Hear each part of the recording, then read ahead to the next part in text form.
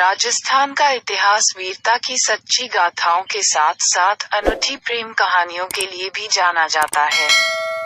यहाँ अनेकों प्रेम कथाएं प्रचलित हैं, लेकिन उनमें से कुछ ही ऐसी है जो इतिहास के पन्नों पर अपना नाम लिखवाने में सफल हुए। ऐसी कहानी है मारवाड़ के एक वेश्या की बेटी की जिसने राजा के आदेश की अवहेलना की। उसे अपने प्रेम में इतना विश्वास था कि उसने सजा की परवाह किए बिना राजा का प्रस्ताव ठुकरा दिया था। ये प्रेम कहानी पूरे राजस्थान में बहुत मशहूर है। गुजरात के बादशाह महमूद शाह का दिल मारवाड़ से आई जवाहर पातुर की बेटी कंवल पर आ गया। उस पर कंवर की खूबसूरती का भूत सवार था। उसने कंवल को समझाने की कोशिश की और कहा, मेरी बात मान ले, मेरे पास आ जा। मैं तुझे 2 लाख रुपए सालाना की जागीर दे दूंगा और तेरे सामने पड़े ये हीरे जवाहरात भी तेरे होंगे।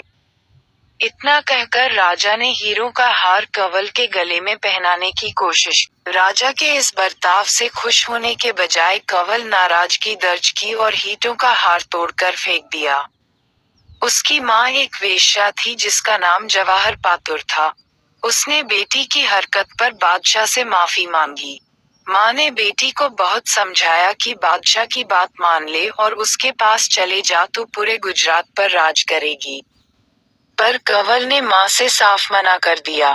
उसने माँ से कहा कि वह केहर को प्यार करती है। दुनिया का कोई भी राजा उसके किसी काम का नहीं। कंवर केहर सिंह चौहान महमूद शाह के अधीन एक छोटी सी जागीर बारिया का जागीरदार था और कंवल उसे प्यार करती थी।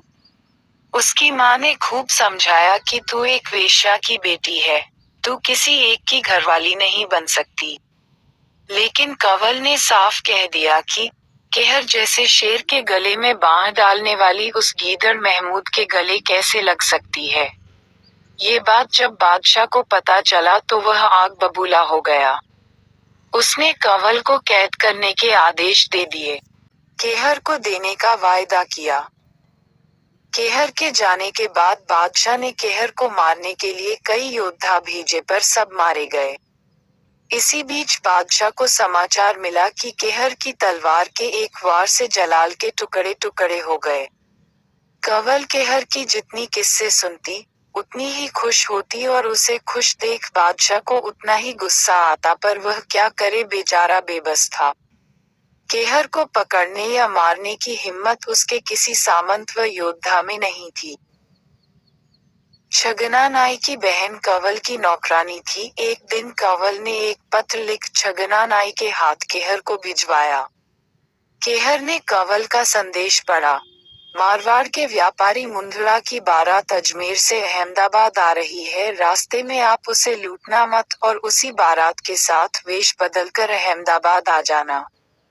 पहुंचने पर मैं दूसरा संदेश आपको भेजूंगी। अजमेर अहमदाबाद मार्ग पर बारात में कहर व उसके 4 साथी बारात के साथ हो लिए। केहर जोगी के वेश में था, उसके चारों राजपूत साथी हथियारों से लैस थे। कंवल ने बादशाह के प्रति अपना रवैया बदल लिया, पर नजदीक जाने के बाद भी महमूद शाह को अपना शरीर छूने ना देती। कंवल ने अपनी दासी को बारात देखने के बहाने भेज केहर को सारी योजना समझा दी। बारात पहुंचने से पहले ही कंवल ने राजा से कहा, हजरत केहर का तो कोई अता पता नहीं, आखिर आपसे कहाँ बच पाया होगा। उसका इंतजार करते करते मैं भी थक गई हूँ, अब तो मेरी जगह आपके चरणों में ही है। लेकिन हुजूर, मैं आपकी बांदी बनकर नहीं रहूंगी। अगर आप मुझे वाकई चाहते हैं तो आपको मेरे साथ विवाह करना होगा और विवाह के बारे में मेरी कुछ शर्तें हैं, वह आपको माननी होगी। कंवर की शर्तें 1. शादी मुंदड़ा जी की बारात के दिन ही हो। 2. विवाह हिंदू रीति रिवाजानुसार हो। विनायक बैठे, मंगल गीत गाए जाए, सारी रात नौबत बाजे। 3. शादी के दिन मेरा डेरा बुलंद गुंबज में हो। 4. आप बुलंद गुंबज पधारें तो आतिशबाजी चले, तोपे छूटे, ढोल बजे। 5. मेरी शादी देखने वालों के लिए किसी तरह की रोक टोक ना हो और मेरी मां जवाहर पातुर पालकी में बैठकर बुलंद गुंबज के अंदर आ सके। उसकी खूबसूरती में पागल राजा ने उसकी सारी शर्तें मान ली।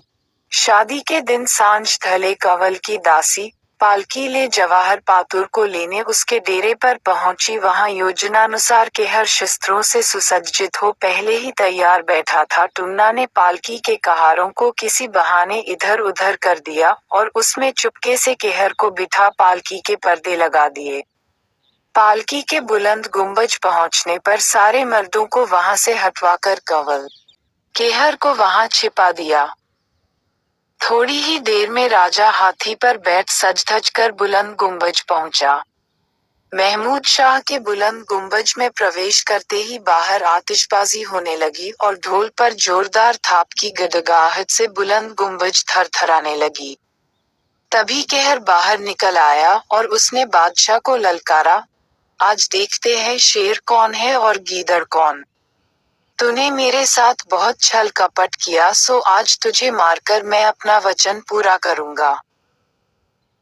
दोनों योद्धा भीड़ गए, दोनों में भयंकर युद्ध हुआ। दोनों में मल्लयुद्ध होने लगा। उनके पैरों के धमाकों से बुलंद गुंबज थरथराने लगा, पर बाहर हो रही आतिशबाजी के चलते अंदर क्या हो रहा है किसी को पता न चल सका।